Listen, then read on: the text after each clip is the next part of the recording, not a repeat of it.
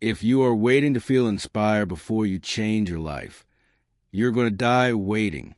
Motivation is a biological illusion designed to make you start, but it was never designed to make you finish. You are stuck because you rely on your feelings to dictate your actions. Today, we replace your reliance on mood with the cold, unbreakable architecture of identity. You don't have a discipline problem. You have a pattern. And it repeats so consistently that it starts to feel like your personality. Monday morning arrives, and something shifts. You feel clear, focused, capable. You open a notebook, or a new app, or a blank document, and you make a decision. This week will be different. You plan. You commit. You imagine a better version of yourself already in motion. And for a moment it feels real. Tuesday, you still have momentum. You follow through. You check a few boxes. You feel that subtle sense of control returning. Then Wednesday arrives. Nothing dramatic happens. No major obstacle. Just a slight drop in energy. A little more friction than expected. A small voice that says, "You can do it later." And you listen. You delay one task. Then another. You tell yourself it's temporary. You'll catch up tomorrow. But Thursday feels heavier. The gap between intention and action widens. Now, there's a quiet resistance every time you think about what you planned. By Friday, you've already adjusted the narrative. This week was just busy. I needed a break. I'll restart next week. And the cycle resets. Let me ask you something. How many Mondays have you started strong, only to quietly collapse by midweek? Not because you didn't care, but because something inside you faded. This is where most people get confused. They believe the problem is inconsistency. But inconsistency is just a symptom. The real issue is dependency. You are depending on a feeling that is inherently unstable. And because of that, your behavior becomes unstable. Here's a simple, familiar moment. You decide to wake up early. Maybe 5 a.m. Maybe earlier. The first 2 days, you do it. It's uncomfortable, but you feel proud. You tell yourself, "This is who I am now." Then the third morning comes. You wake up, and something is different. The bed feels heavier. Your mind starts negotiating. You didn't sleep well. You deserve rest. Just a day. And in that moment, you are not making a decision based on your goal. You are making a decision based on your feeling. So you go back to sleep, and when you wake up later, the cost is immediate. Not just lost time, but a subtle erosion of self-trust. You said you would do something, and you didn't. Now multiply that across weeks, months, years. This is not a time management problem. This is an identity fracture. Because every time you act based on mood instead of commitment, you send yourself a message. I only follow through when it's easy. And your brain listens. It updates your internal model of who you are, not based on what you intend, but based on what you repeatedly do.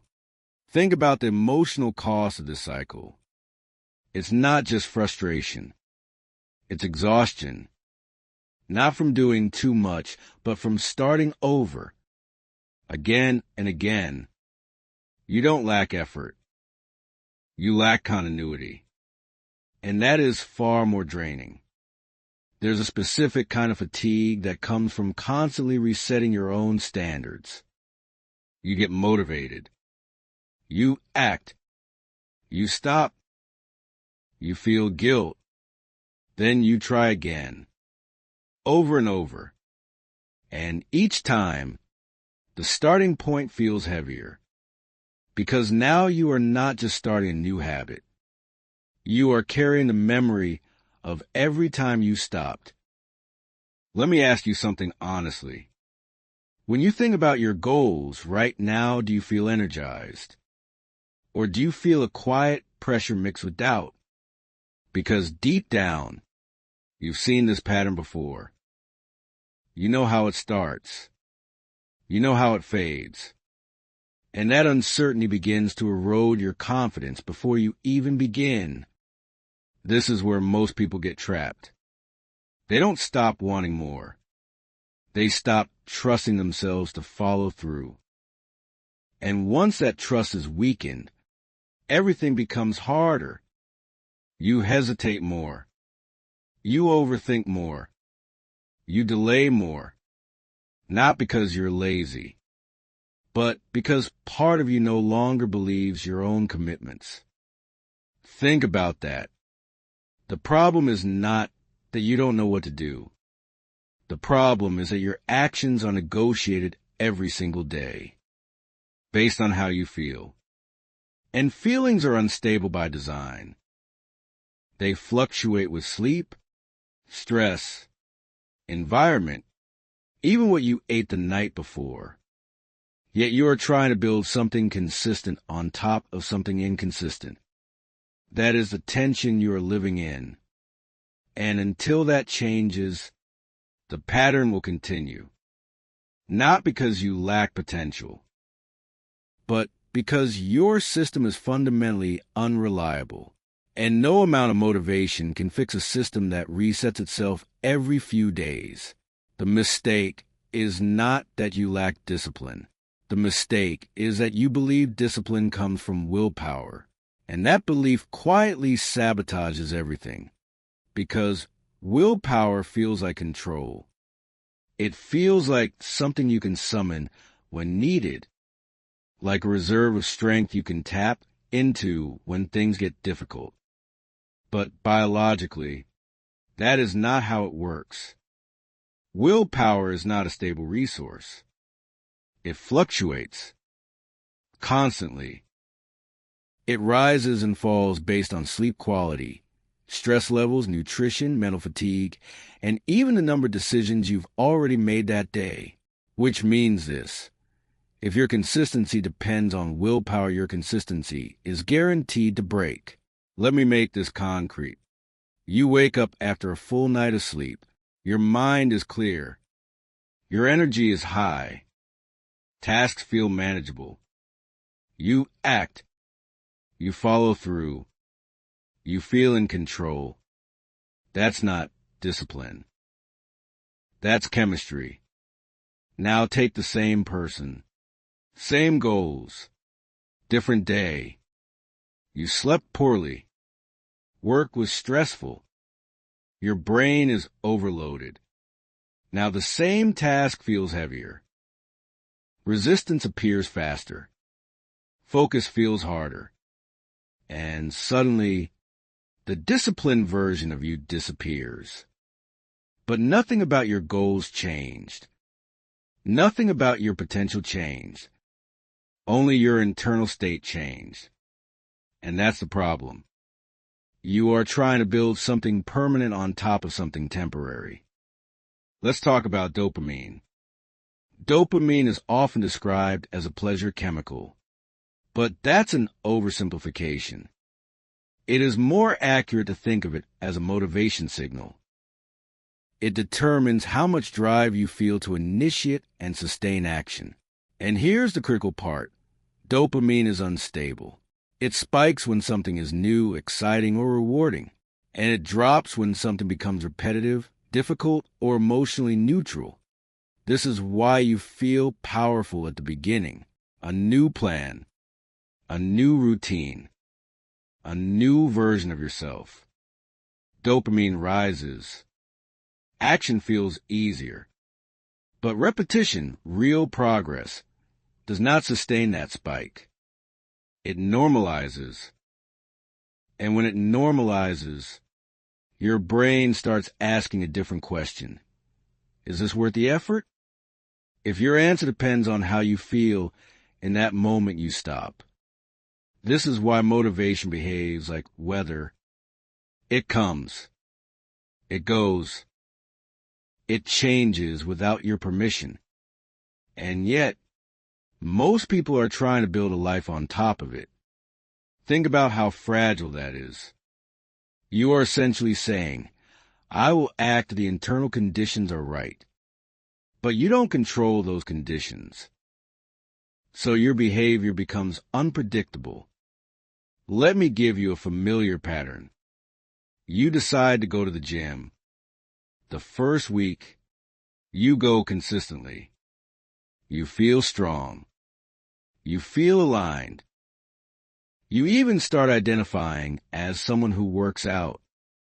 Then one day, something shifts.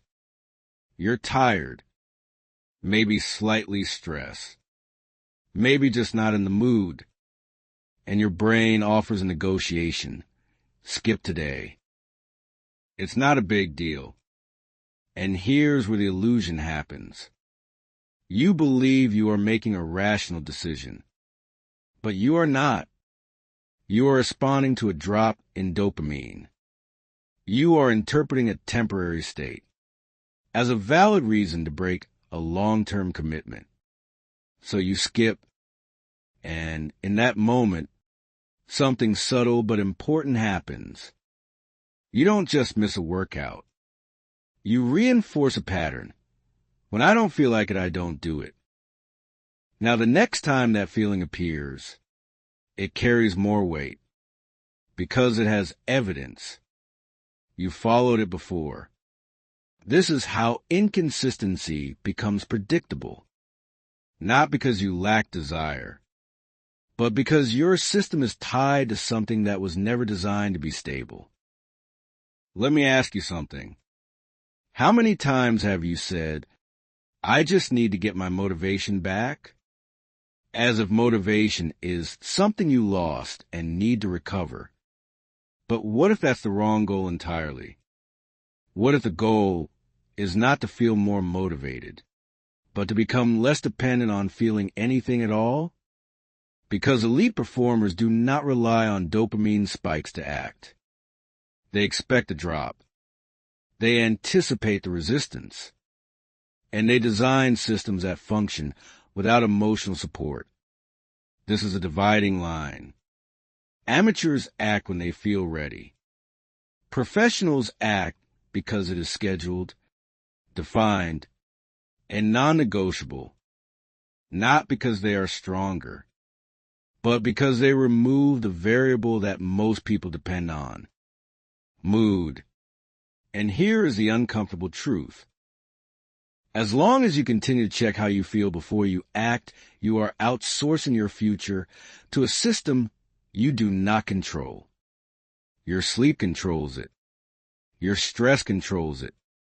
Your environment controls it, which means your consistency is not yours. It is conditional. And anything conditional will eventually break. So the issue is not that you need more motivation. It's that you need a structure that makes motivation irrelevant. Because the moment your actions no longer depend on how you feel, everything changes. Your identity stabilizes. Your behavior stabilizes. And for the first time, progress becomes predictable. Not exciting. Not dramatic. But consistent. And consistency, not intensity, is what builds anything that lasts. Kobe Bryant did not rely on motivation. He built something far more dangerous. A system that functioned regardless of how he felt. Most people know the headline, the 4 a.m. workouts, but they misunderstand what made those hours powerful. It wasn't the time. It was the silence. No audience. No applause. No validation. Just repetition. Cold, mechanical, deliberate repetition. While the world was asleep, Kobe was already working through his first session. Not because he woke up inspired. Not because he felt energized every morning. But because it was decided in advance. There was no negotiation. Think about what that actually means.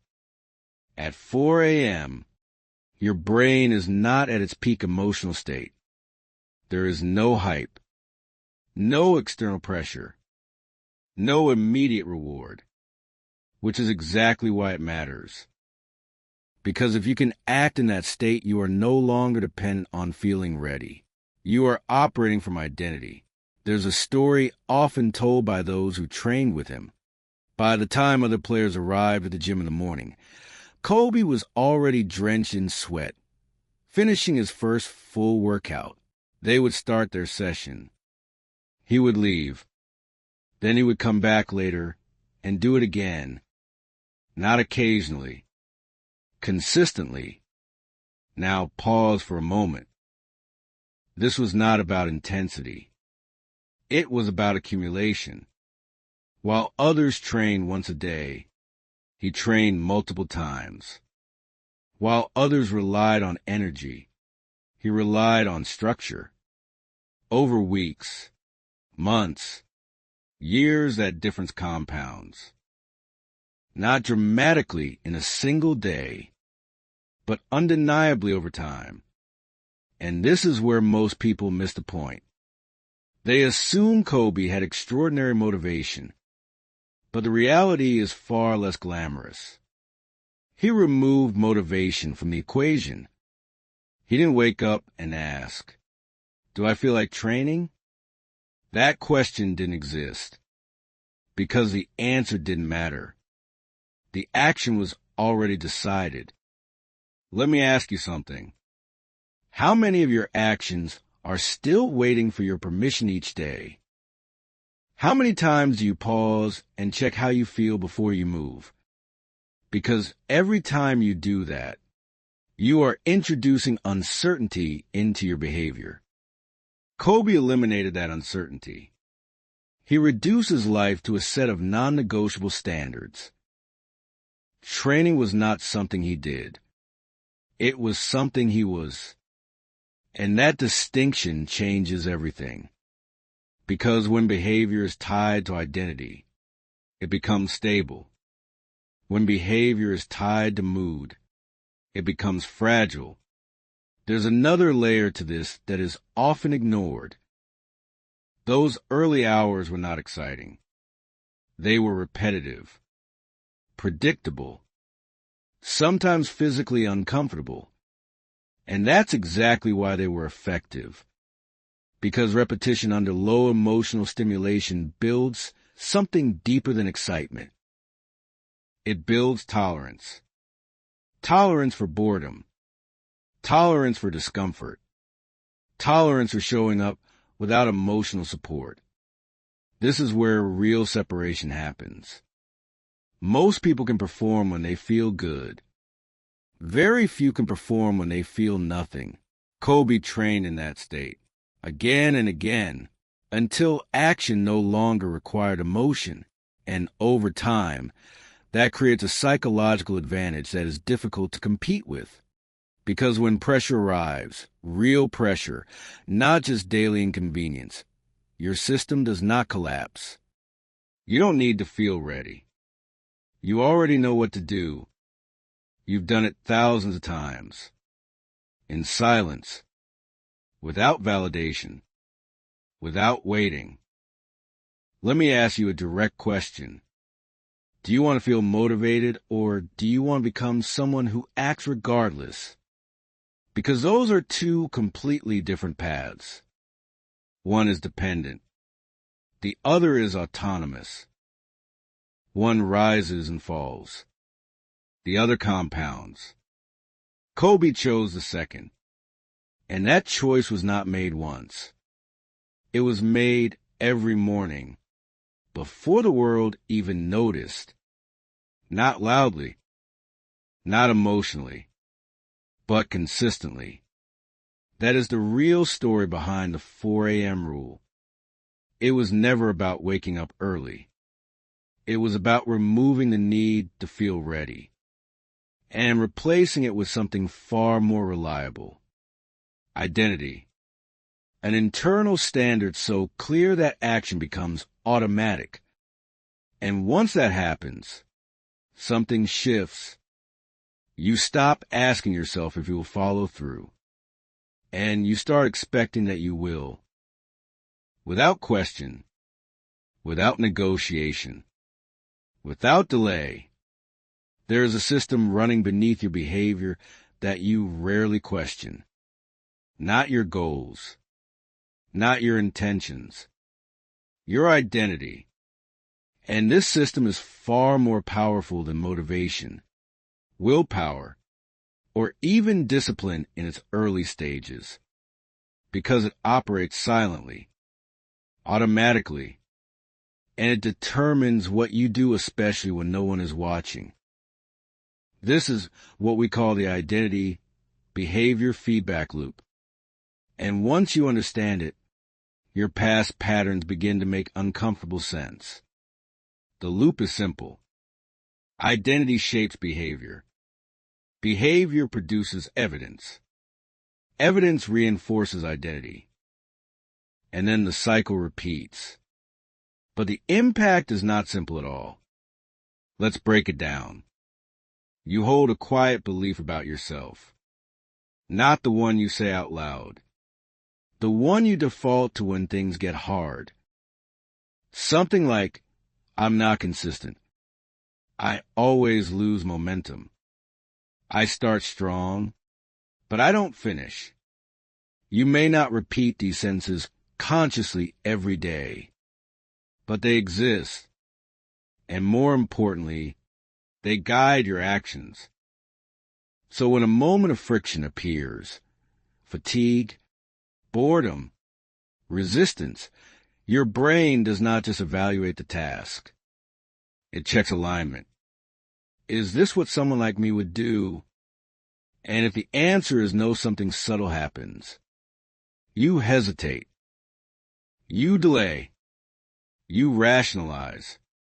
Not because you are lazy, but because the action conflicts with your identity. Now the loop continues. You skip the task. You postpone the work. You break the streak. And that behavior creates evidence. Proof.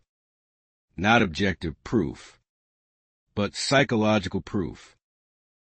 See? I knew it. I'm not consistent.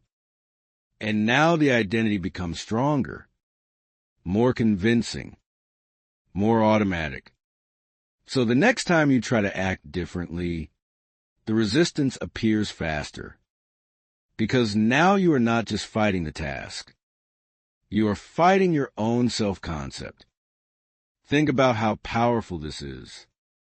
You can have the perfect plan, the best strategy, clear goals. But if your identity does not support those actions, you will sabotage yourself. Quietly, predictably, again and again. Let me give you a simple example. Two people decide to read every day. Same goal, same time, same book. The first person sees themselves as someone trying to build a habit. The second sees themselves as someone who reads daily. On the surface, the difference is small, but under pressure, it becomes everything. The first person negotiates. Maybe later. I'm tired. I'll catch up tomorrow. The second person doesn't. Because skipping is not just missing a task. It is violating identity. And the brain resists that much more strongly. Now layer in the behavioral loop. Trigger. You feel tired after a long day. Craving. You want comfort, relief, something easy. Response. You skip the task. Reward. Immediate relief. And then comes reinforcement. Not just of the behavior, but of the identity. I'm the kind of person who skips when it's hard. This is where it becomes dangerous. Because over time, your identity is not built from your intentions. It is built from your repeated escapes. Every time you avoid discomfort, you are not just avoiding a task. You are casting a vote for a version of yourself. And votes accumulate. Quietly, relentlessly, until one day, the identity feels fixed. This is just who I am. But it isn't fixed. It's reinforced.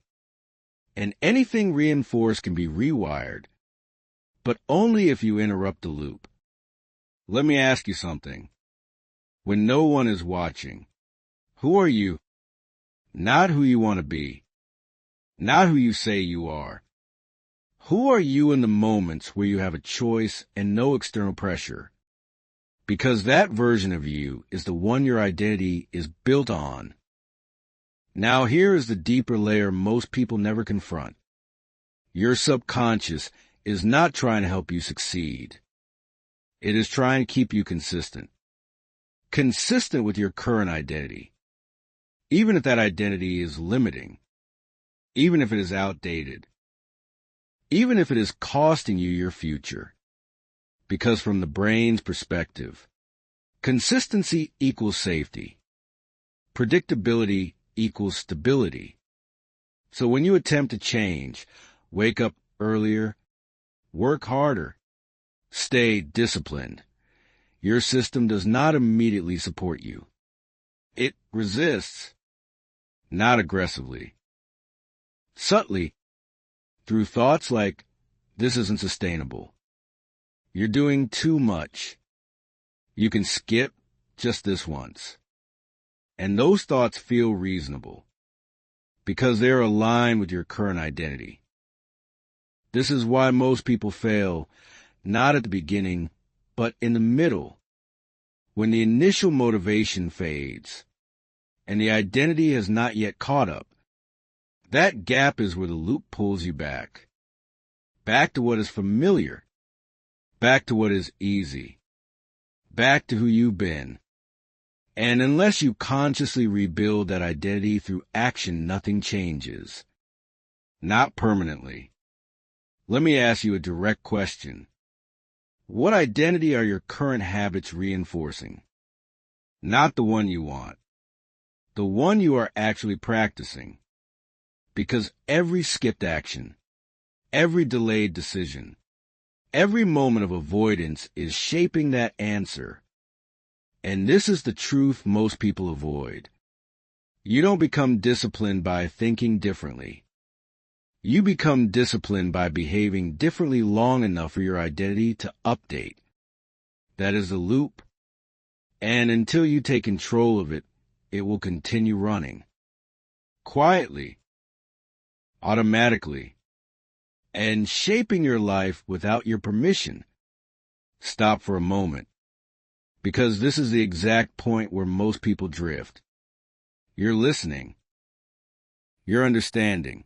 You're recognizing your own patterns in everything that's been said. But recognition is not change. Let me ask you something directly. Tomorrow morning, when your alarm goes off, when your body feels heavy, when your mind starts negotiating, what will you actually do? Not what you hope you'll do.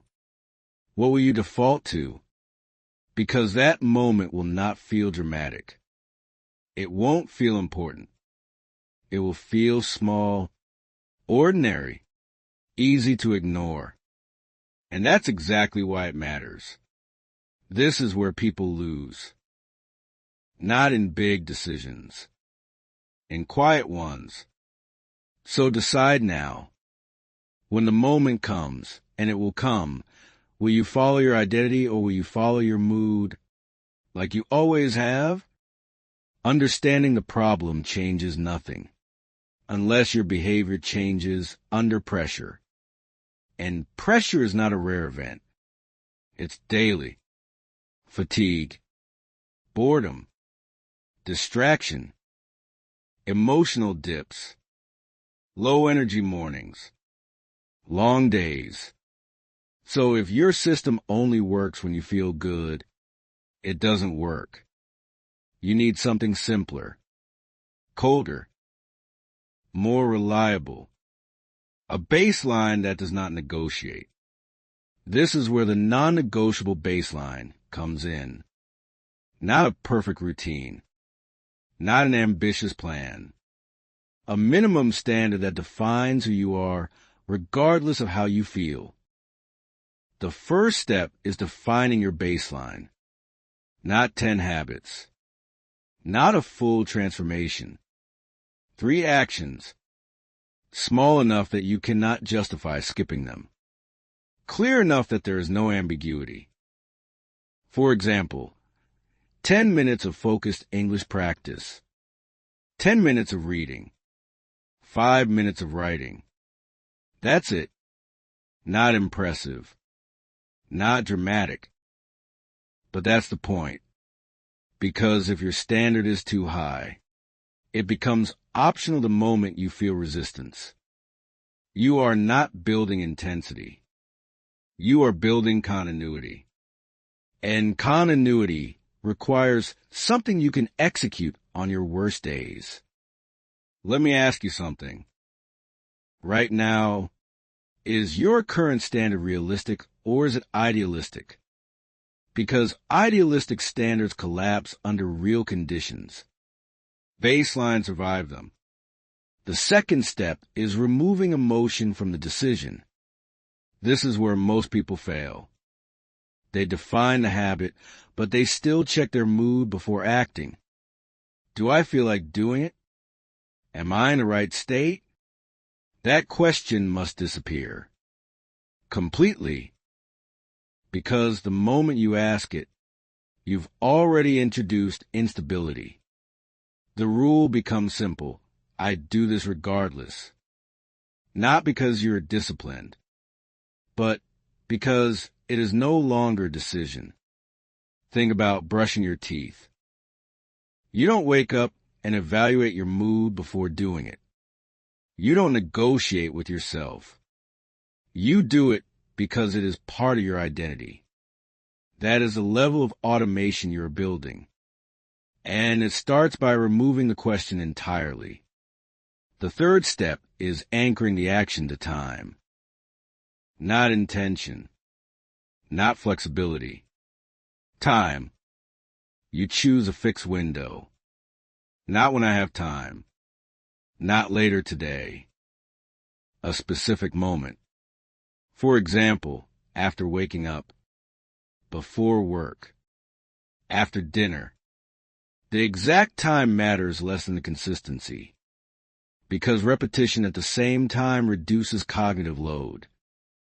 You don't have to decide when to act. The moment arrives and the action follows. This is how behavior becomes automatic. Without this, every day becomes a negotiation. And negotiation is where habits die. Now we introduce the most important safeguard. Minimum viable action. This is what protects your identity on bad days. Because bad days are not exceptions. They are guaranteed. You will be tired. You will be distracted. You will not feel like doing anything. So the question is not whether that will happen. The question is, what do you do when it does? Most people skip. And in doing so, they break the identity they are trying to build. Instead, you reduce the action, not eliminate it. Reduce it. If your baseline is 10 minutes of English on a bad day, you do too. If it's 10 minutes of reading, you read 1 page. If it's writing, you write 1 sentence. That's it. And it may feel insignificant, but it is not, because the goal is not progress in that moment. The goal is continuity. You are protecting the identity.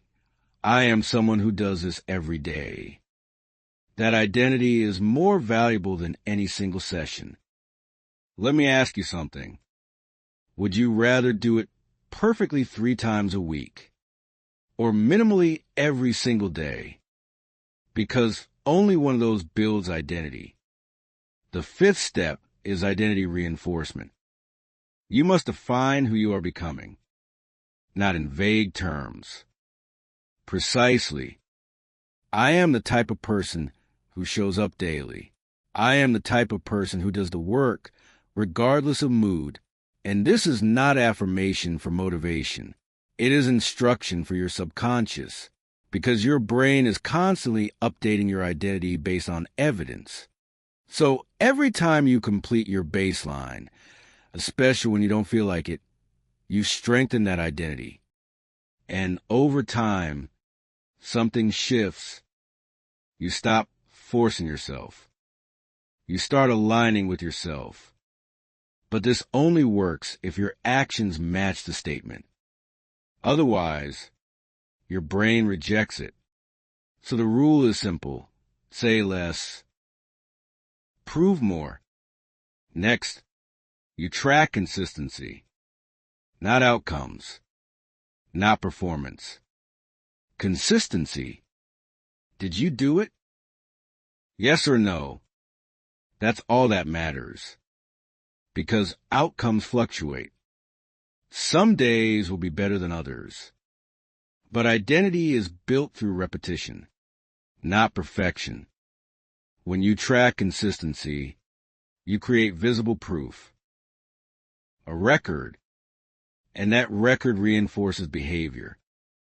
It removes ambiguity. It shows you exactly who you are being.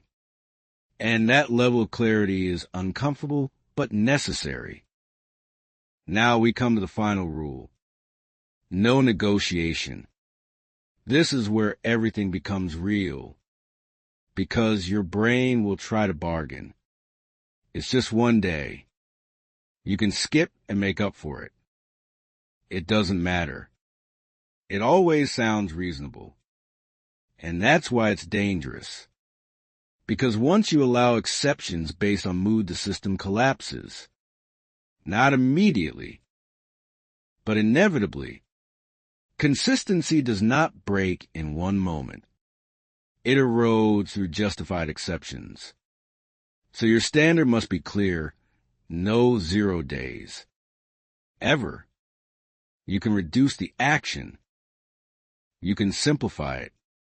But you do not skip. Because skipping is not just missing a task. It is reinforcing the identity you are trying to leave behind. Let me bring this together. You define a small, clear baseline. You remove emotion from the decision. You anchor it to a fixed time. You reduce it on bad days, but never eliminate it. You reinforce identity through action. You track consistency. And you eliminate negotiation. This is not complicated, but it is difficult. Not physically, psychologically, because it requires you to act without emotional support, to move without motivation, to follow through when nothing inside you feels like it matters. And that is exactly why it works. Because most people cannot do that. They wait. They negotiate. They restart. And they stay stuck in the same loop. But when you operate from a baseline, something changes. Your actions stabilize. Your identity stabilizes. And for the first time, your progress is no longer dependent on how you feel. It becomes inevitable, slow, sometimes boring, but inevitable. And that is what you are actually building. Not intensity, not excitement, but a system that does not break when you do not feel like continuing. Now slow down, because this is where everything becomes uncomfortable. Not difficult in execution, but difficult in honesty. You've seen the pattern. You understand the system. You now have a framework that actually works. But none of that matters if you are not willing to confront a deeper truth. You are not inconsistent by accident. You are inconsistent by permission. Let me ask you something, and don't answer this quickly. How many versions of your future have you already destroyed simply because you didn't feel like it on a random Tuesday? Think about that, not the big decisions. The small ones, the day you skipped practice, the moment you chose comfort over effort, the time you said, I'll start tomorrow.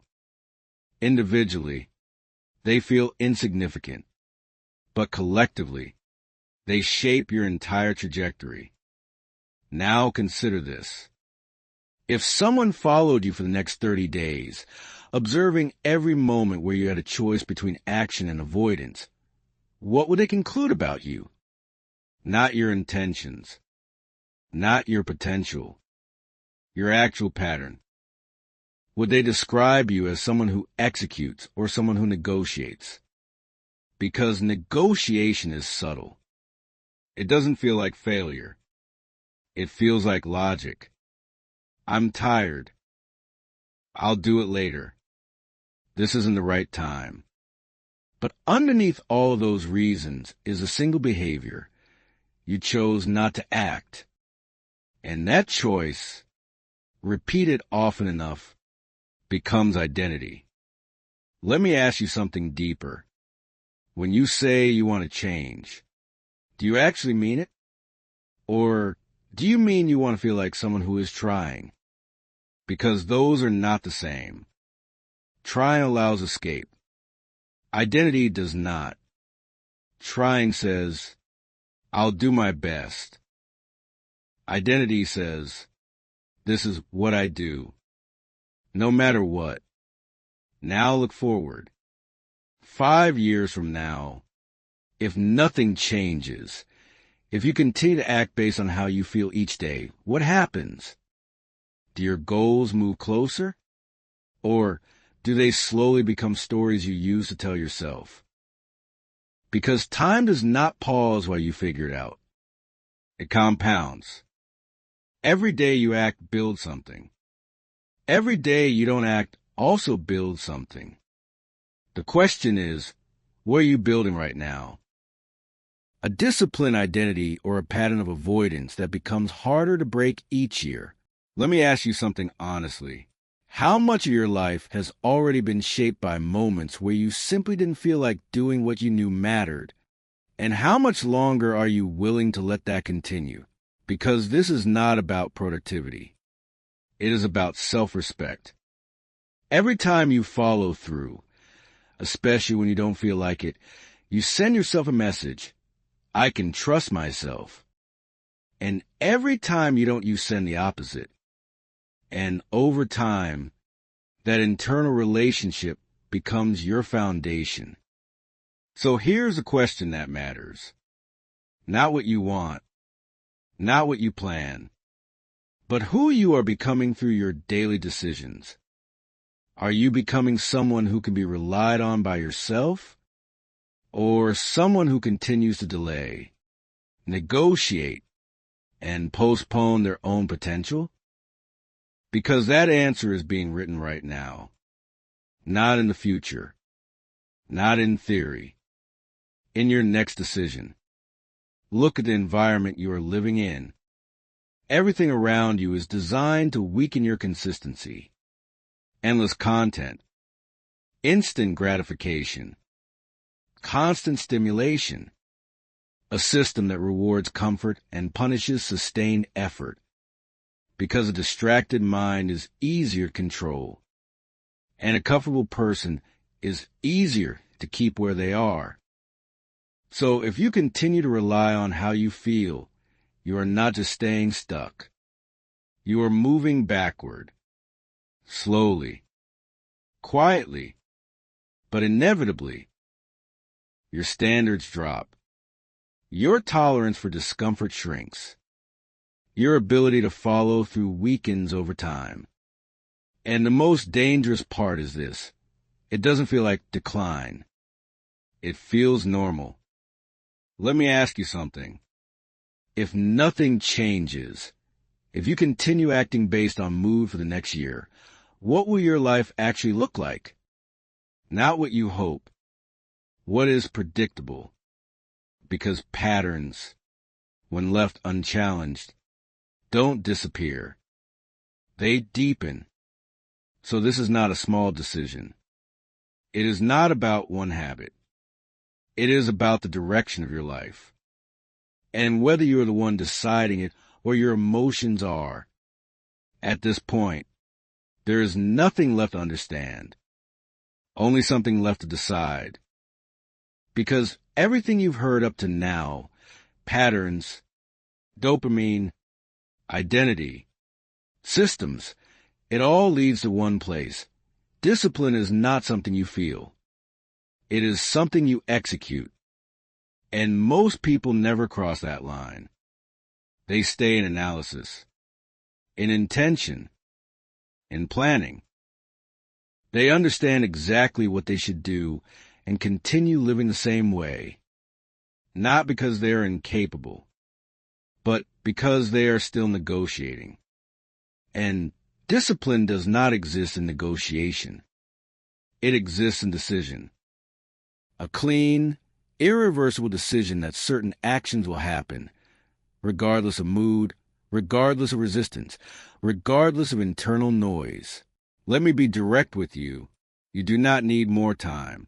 You do not need better conditions. You do not need to feel ready. You need to stop asking for permission from a system that has already proven itself unreliable. Your emotions are not stable enough to guide your life. Your mood is not qualified to make long-term decisions. And every time you defer to it, you delay your own progress. So the shift is simple. Not easy, but simple. You stop asking, do I feel like doing this? And you replace it with, this is what I do. No debate. No internal conversation. No second option. Because the moment you allow a second option, your brain will take it. It always does. Think about the version of you that you claim to want. Disciplined, focused, consistent, reliable. That version of you does not wake up and evaluate their mood. They execute. Quietly. Repeatedly. Without needing to feel inspired. And that is available to you. Not in theory. In action. Starting today. Not tomorrow. Not next week. Today. Because the next time resistance appears, and it will, you will face the exact same choice you faced hundreds of times before. Comfort or commitment. And you already know what comfort leads to. Temporary relief. Followed by long-term frustration. Followed by another attempt to restart. You've lived that loop. You don't need more evidence. So now you choose differently. Not emotionally. Deliberately. You define your baseline. You execute it. And you do not skip. Not because it's exciting, but because it is now who you are. This is how identity is built, not through belief, through repetition. And every time you act in alignment with that identity, especially when it's inconvenient, you strengthen it. You make it more real, more automatic, more stable, until one day, something changes. You no longer rely on discipline. You become it. And at that point, your life stops being a series of starts and stops. It becomes a continuous line of progress. Slow, sometimes invisible, but always moving forward. Let me leave you with this. You are already disciplined, just not in the direction you want. You are disciplined in distraction, disciplined in delay, disciplined in following your mood. The question is not whether you have discipline. The question is where you are applying it. So redirect it, intentionally, relentlessly, without negotiation, because there is no middle ground here. You either continue living as someone who reacts to how they feel, or you become someone who decides what they do and follows through every day, no matter what. If you are done outsourcing your future to your fluctuating moods, then don't treat this as another video you watched and forgot. Subscribe only if you are ready to operate differently. Not when it's convenient. Not when you feel inspired. But when it's difficult. Because discipline is not content.